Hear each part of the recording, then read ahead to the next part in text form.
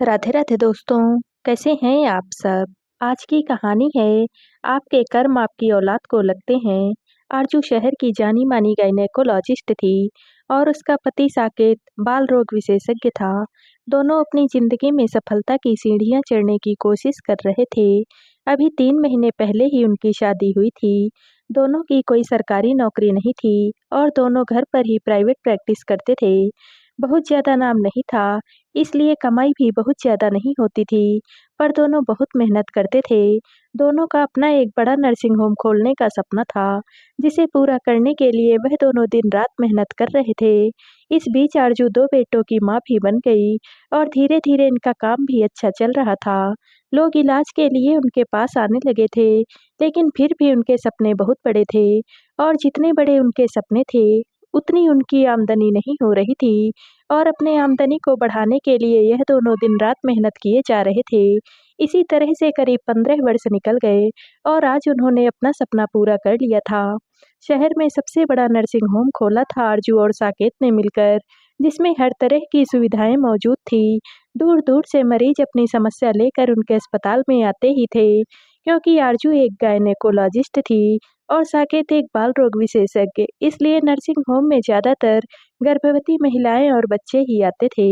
बच्चों की डिलीवरी भी अस्पताल में होती थी और फिर बच्चों का इलाज भी अस्पताल में होता था। धीरे-धीरे दोनों ने काफ़ी तरक्की कर ली थी। उनका एक नाम हो चुका था शहर में। अब पैसों की कोई भी कमी नहीं थी और घर भी उन्होंने काफ़ी आलीशान बना लिया था। दोनों बेटे अक्षत और अक्षय अब बड़े हो रहे थे और उन दोनों ने भी मेडिकल कॉलेज में एडमिशन ले लिया। माँ-बाप डॉक्टर थे, तो बच्चों का भी मेडिकल लाइन में ही इंटरेस्ट था और वह दोनों भी बहुत काबिल डॉक्टर बनना चाहते थे। समय ऐसे ही गतिमान रहा और दोनों बेटे भी डॉक्टर बन चुके थे। अक्षत हृदय रोग विशेषज्ञ था और अक्षय हड्डियों का डॉक्टर बन गया था। अब घर में कुल 4 डॉक्टर हो गए थे। आरजू और साकेत बहुत खुश थे, क्योंकि उनका नर्सिंग होम शहर का सबसे बड़ा नर्सिंग होम था। अब उसमें उनके खुद के दोनों बेटे भी अपनी प्रैक्टिस करते, पर उन्हें आरजू और साकेत की तरह दिन-रात कड़ी मेहनत नहीं करनी पड़ती, क्योंकि आरजू और साकेत ने दिन-रात कड़ी मेहनत करके उनके लिए एक अच्छा खासा बैकअप तैयार कर दिया था। समय के साथ उनके दोनों बेटे अक्षय और अक्षत का विवाह हो गया। दोनों ने अपने साथ में पढ़ने वाली निधि और रंजना से शादी की थी। निधि और रंजना भी गायनी थी, मतलब पूरा परिवार डॉक्टर का परिवार बन चुका था और अस्पताल को 4 नए डॉक्टर मिल गए थे। सब लोग बहुत खुश थे। अक्षत और अक्षय का विवाह हुए लगभग 4 वर्ष बीत चुके थे, लेकिन अभी तक निधि और रंजना दोनों में से कोई भी मां नहीं बन पाई थी। अब आरजू और साकेत को लग रहा था कि निधि और रंजना को फैमिली प्लानिंग शुरू कर देनी चाहिए और अपना परिवार आगे बढ़ाना चाहिए। इस बारे में एक दिन आरजू और साकेत ने अपने दोनों बेटे और बहुओं से बात की। दोनों बेटे बहुओं का यही जवाब था कि हाँ पापा, हम तो इस बारे में सोच ही रहे थे और अब हमने कोशिश करनी भी शुरू कर दी है। जल्द ही आप लोगों को आपकी अगली पीढ़ी मिल जाएगी और सब लोग खुश हो गए। लेकिन 2-3 महीने बीत जाने के बाद भी निधि और रंजना दोनों में से कोई भी कंसीव नहीं कर पा रही थी, जबकि दोनों खुद ही गायनेकोलॉजिस्ट थे और उन्होंने अपना सारा चेकअप भी कर रखा था। सब कुछ नॉर्मल था। दोनों हैरान थी, अपने हस्बैंड का भी सारा चेकअप उन लोगों ने कर रखा था, लेकिन किसी में कोई भी कमी नहीं थी। फिर भी वह लोग कंसीव नहीं कर पा रही थी और क्योंकि यह सारा परिवार डॉक्टर था, तो इन्हें भी बहुत अच्छे से पता था कि शारीरिक रूप से उन लोगों में कहीं कोई कमी नहीं है, लेकिन उसके बाद भी गर्भधारण न कर पाना कुछ समझ में नहीं आ रहा था। खैर उन्होंने और 2-4 प्रकार के टेस्ट अपने और अपने पतियों के करवा लिए और वह सारे टेस्ट भी बिल्कुल नॉर्मल निकले। किसी को कुछ भी समझ में नहीं आ रहा था कि यह सब कुछ क्या हो रहा है। दूसरे डॉक्टर से राय मांगना बेवकूफ़ी थी, क्योंकि दूर-दूर से लोग बच्चों की आरजू लेकर डॉक्टर आरजू के पास ही आते थे। यह तो अलग ही पहेली हो गई थी कि सब कुछ ठीक होते हुए भी 2 बहू में से कोई भी बहू माँ नहीं बन पा रही थी, वह भी ऐसा परिवार जिसमें सब लोग डॉक्टर हैं। खैर इसी तरह से 1 साल का वक़्त और बीत गया, लेकिन अभी भी वही हाल था। अब आरजू ने अपने दोनों बेटे-बहुओं से कहा, "एक काम करो, तुम लोग टेस्ट ट्यूब बेबी ट्राई करो। हो सकता है किसी वजह से नॉर्मली कंसीव नहीं हो पा रहा है।" अब निधि और रंजना ने भी यही सोचा और उन्होंने टेस्ट ट्यूब का प्रोसीजर करवाया, वह भी अपने ही अस्पताल में बिल्कुल सही तरीके से, अच्छे डॉक्टर से। खुद भी आरजू अपनी देखरेख में सब कुछ कर रही थी, लेकिन यह प्रोसीजर भी तो 3 बार फेल हो गया और अब कोई चांस नहीं रह गया था रंजना और निधि के कंसीव करने का। आरजू ने ना जाने कितनी औरतों को टेस्ट ट्यूब के जरिए प्रेग्नेंट किया था, लेकिन अपनी बहुओं पर ही वह फेल हो रही थी, जबकि बहुएं खुद ही डॉक्टर थी और हर बात का पूरा ख्याल रख रही थी। यह तो अबूझी पहेली बन गई थी कि किसी भी तरह से रंजना और निधि कंसीव ही नहीं कर पा रही थी। कोई शारीरिक कमी ना होने के बावजूद भी इंसान कितना भी पढ़ा लिखा हो, कितना भी अमीर हो, जब हर तरह से हार जाता है, तो उसे एक ही दर याद आता है, भगवान दर। और आरजू साकेत अपने दोनों बेटे बहुओं को लेकर ईश्वर के दरबार में पहुंचे और वहां माता रानी के चरणों पर सिर रखकर माता रानी से विनती की कि उनके घर में माता रानी खुशियां भर दे, उनकी बहुएं मां बन जाए।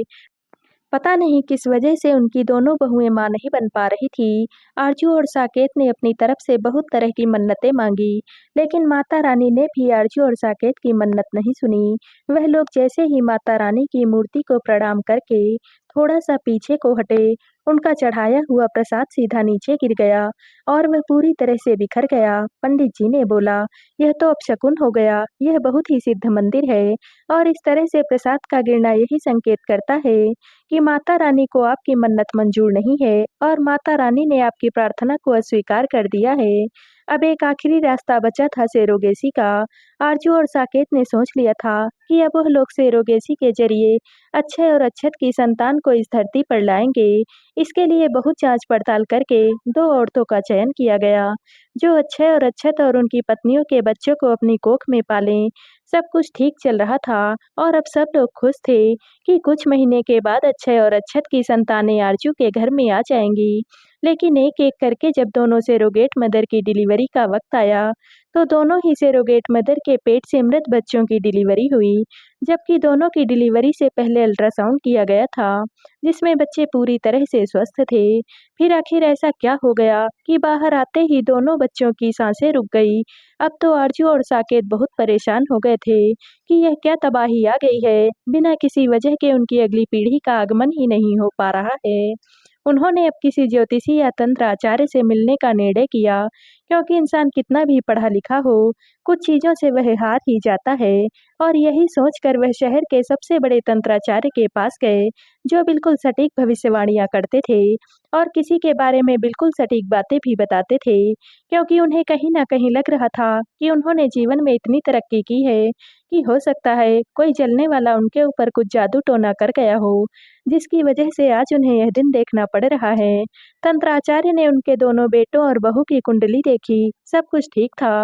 उनका भविष्य और उनका अतीत का अध्ययन किया, उन्हें ऐसी कोई भी कमी नहीं दिखी। तंत्राचार्य ने भी बोला, आपके बेटे बहू की कुंडली में भी मुझे कोई कमी नहीं दिख रही और मैंने अपनी शक्ति से उनकी हस्तरेखा और मस्तक रेखाएं देखकर उनके अतीत का भी अध्ययन किया है। मुझे कहीं कोई कमी तो नहीं दिख रही, फिर यह लोग माँ-बाप क्यों नहीं बन पा रहे हैं?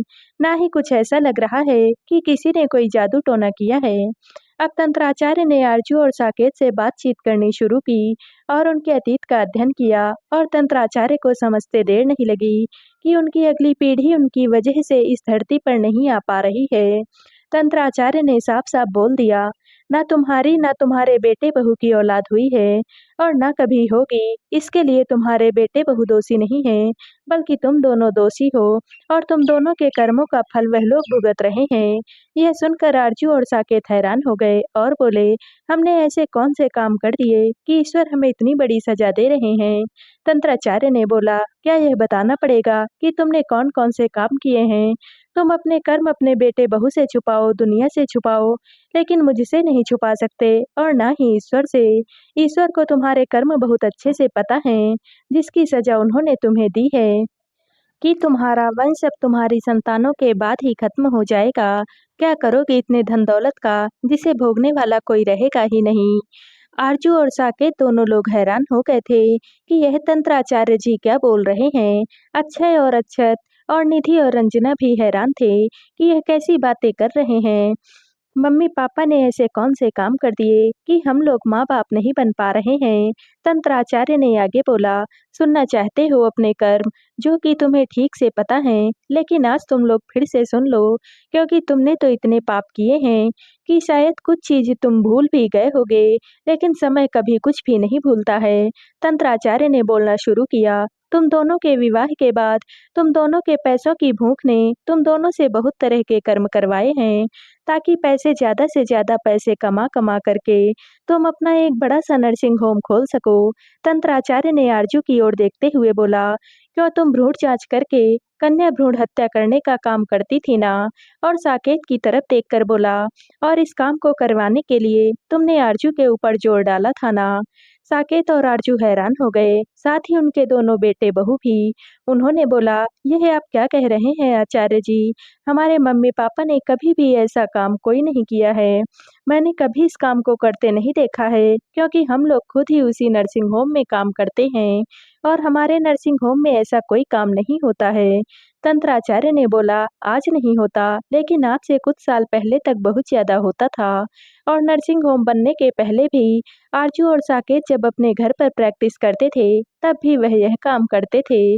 आरजू और साकेत ने भी स्वीकार कर लिया कि पैसा कमाने की धुन ने उन्हें इतना पागल कर दिया था कि वह गर्भवती की जांच करके बता देते थे कि गर्भ में लड़का है या लड़की, और फिर लड़की होने पर उसका अबॉर्शन भी कर देते थे। इस काम को करने के लिए उन्हें बहुत पैसे मिलते थे और इसी तरह से पैसे कमा कमा कर उन्होंने इतना बड़ा नर्सिंग होम तैयार किया था। और नर्सिंग होम तैयार होने के बाद भी काफ़ी सालों तक वह लोग यह काम करते रहे थे, क्योंकि इससे बहुत ज़्यादा आमदनी होती थी। लेकिन पिछले कुछ सालों में सरकार ने बहुत कड़े कदम उठाए थे इस तरह के कार्य करने वाले डॉक्टर पर।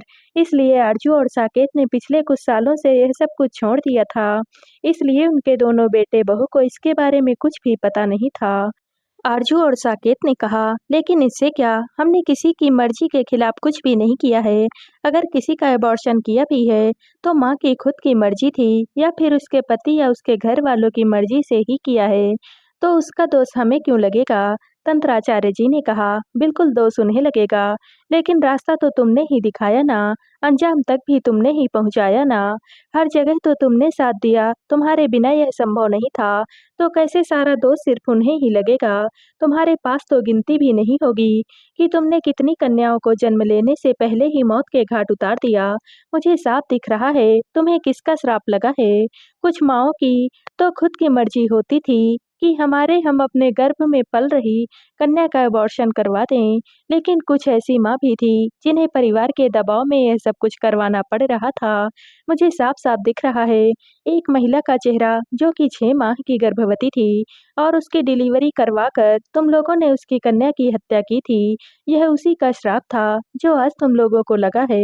अब आरजू और साकेत को सब कुछ साफ-साफ नजर आ गया। उनके सामने सोनी नाम की महिला का चेहरा आ गया। काफ़ी साल पहले उनके पास सोनी नाम की एक महिला गर्भ की जाँच के लिए अपने पति और सास के साथ आई हुई थी और उसके गर्भ में बेटी थी। सोनी ने बहुत हाथ-पैर जोड़े थे आरजू के और बोला था कि वह ना बताए कि उसके गर्भ में बेटी है, और आरजू को उसके ऊपर दया आ गई थी। आरजू ने नहीं बताया था कि उसके गर्भ में बेटी है, लेकिन जब वह गर्भ 6 माह का हो गया था, तो उसकी सास और पति दोबारा जब आरजू के पास आए थे, तो आरजू ने चेकअप किया था। बातचीत में अचानक ही सास ने बोला था, "यह तो अच्छा हुआ मैडम जी कि आपने बता दिया था कि गर्भ में बेटा है, नहीं तो एक और बेटी इसने पैदा कर दी होती। आप जैसे डॉक्टरों की वजह से ही तो हम जैसे गरीब लोग फालतू में बेटियां पैदा करके परिवार बढ़ाने से बच जाते हैं। पहले से ही 2-2 बेटियां हैं।" यह सुनकर आरजू हैरान हो गई थी और उसे लगा था कि उस दिन तो सोनी के कहने पर उसने झूठ बोल दिया था, लेकिन जब डिलीवरी होगी तो सारी बातें खुल जाएगी और फिर यह लोग बहुत बवाल मचाएंगे। साथ ही साथ इससे यह बात भी फैल जाएगी कि मैं गलत परिणाम भी बताती हूँ, इससे मेरे बिजनेस पर प्रभाव पड़ेगा। और आरजू ने लालच में आकर उसकी सास और पति को सारा सच बता दिया था, जिसे सुनकर वह जालिम सास और पति डॉक्टर आरजू और सोनी दोनों से बिल्कुल चिढ़ गए थे।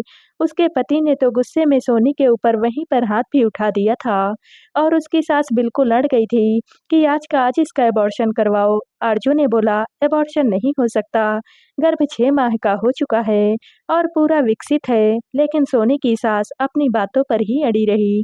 कि हमें लड़की नहीं चाहिए। आरजू और साकेत ने आपस में निर्णय किया कि सोनी की नॉर्मल डिलीवरी करवा देते हैं। सोनी रो रही थी और लगातार आरजू से कह रही थी, अगर आप 3 महीना और मुंह बंद रख लेती तो मेरी बेटी इस धरती पर आ जाती। आपने थोड़े से पैसों के लिए मेरी बेटी की जान खतरे में डाल दी। पता नहीं अब वह जन्म लेगी भी या नहीं। लेकिन आरजू और साकेत पैसों के इतने लालची थे कि उन्हें सही और गलत में फर्क ही नहीं पता चलता था। और सोनी की सास और पति के कहने पर उन्होंने 6 महीने की गर्भवती सोनी की दवाई देकर नॉर्मल डिलीवरी करवा दी थी और उसके पेट से एक सही सलामत जिंदा बेटी का जन्म हुआ था, जो कि सही से विकसित भी नहीं हुई थी और वह बहुत कमज़ोर थी। शायद अगर आरजू और साकेत चाहते तो वह बच्ची बच जाती, क्योंकि 6 माह तो हो ही चुके थे और जिंदा बच्ची पेट से बाहर निकली थी। लेकिन आरजू और साकेत ने उस बच्ची को ऐसे ही छोड़ दिया और बच्ची ने अपनी माँ के सामने ही तड़प-तड़प कर दम तोड़ दिया था। सोनी ने डॉक्टर आरजू से उस वक्त कहा था कि आज आपने जो पाप किया है ना, आपकी औलाद उस पाप का कर्ज चुकाएँगे। शायद सोनी का यही श्राप लग चुका था। डॉक्टर आरजू और साकेत के सामने आज एक-एक दृश्य आ रहा था कि किस तरह से वह 6 माह की बच्ची ने तड़प-तड़प कर उनके सामने दम तोड़ा था और उसकी माँ बिलख-बिलख कर रो रही थी। अगर वह चाहते तो सच में उस बच्ची का जन्म हो सकता था, क्योंकि अगर 9 माह की स्वस्थ बच्ची अगर गर्भ से बाहर आती, तो उसके दादी और पापा उसके साथ ऐसा कुछ भी करने की हिम्मत कभी नहीं कर पाते। इतना बड़ा पाप कर गए थे और आरजू और साकेत पैसों के लालच में इस काम को करने के लिए उन्होंने अच्छी खासी रकम भी ले ली थी सोनी की सास और पति से। लेकिन उन्होंने सपने में भी नहीं सोचा था कि उनके इस कर्म का फल उनकी संतानों को मिलेगा। आरजू और साकेत की आंखों में आंसू थे। उन्होंने तंत्र आचार्य जी से बोला, आचार्य जी, कोई तो उपाय होगा इस श्राप से मुक्ति का। तंत्र आचार्य जी ने बोला, जो पाप जानते बूझते पैसों के लिए किया जाता है ना, उसका कोई भी उपाय नहीं होता। अगर अनजाने में तुमसे कोई पाप होता तो शायद ही कोई उपाय होता, लेकिन इसका तो कोई उपाय नहीं। तुमने न जाने कितनी बच्चियों को जन्म लेने से पहले ही कोख में मारा है। क्या उन सब का श्राप तुम्हें नहीं लगेगा? अक्षत और अक्षय भी हैरान थे अपने माँ बाप के इस कटु सत्य को जानकर। तंत्राचार्य जी ने साफ-साफ बोल दिया, इस जन्म में तो तुम्हारी अगली पीढ़ी आने से रही, मुझे साफ-साफ दिख रहा है। बस मुझे दुख इस बात का है कि माँ-बाप के कर्मों का फल उनकी संतानें भुगत रही हैं। लेकिन यह तो तय है कि तुम्हारे दोनों बेटों में से किसी को भी औलाद नहीं होने वाली है। आरजू और साकेत पूरी तरह से हार गए थे। उनके दोनों बेटे और बहुओं ने भी जब यह सारा सच सुना, तो उन्हें अपने माँ-बाप से घृणा हो गई।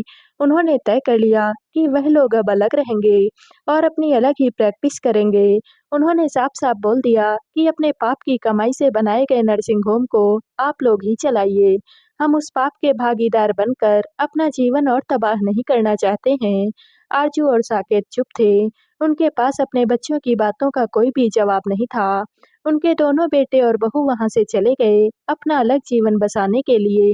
उन्होंने भी तय कर लिया था कि वह दोनों अनाथ आश्रम से एक बेटी गोद ले लेंगे, ताकि उनके माँ-बाप ने जो पाप किया है, जिसका असर उनके ऊपर आ रहा है और जो वहाँ भोग रहे हैं, उसमें कुछ तो कमी आए। माँ-बाप को वहीं छोड़कर अक्षत और अक्षय अपनी-अपनी गाड़ियाँ लेकर अनाथ आश्रम की ओर चले गए, क्योंकि डॉक्टर होने की वजह से उन्हें भी बहुत अच्छे से पता था कि माँ-बाप तो वह कभी नहीं बन सकते हैं, क्योंकि शारीरिक रूप से उनमें कोई कमी नहीं है। तो यह सब तो ईश्वर का ही न्याय है और कुछ भी नहीं। तो दोस्तों, आप सबको यह कहानी कैसी लगी? कमेंट करके ज़रूर बताइएगा और वीडियो को लाइक व शेयर कीजिएगा। दोस्तों, अगर आप इस चैनल पर नए हैं और अब तक आपने हमारे चैनल को सब्सक्राइब नहीं किया है, तो प्लीज़ और कहानियों से जुड़ने के लिए हमारे चैनल को सब्सक्राइब कर लीजिएगा। कल मिलते हैं एक और नई कहानी के साथ। आप सभी का बहुत-बहुत धन्यवाद।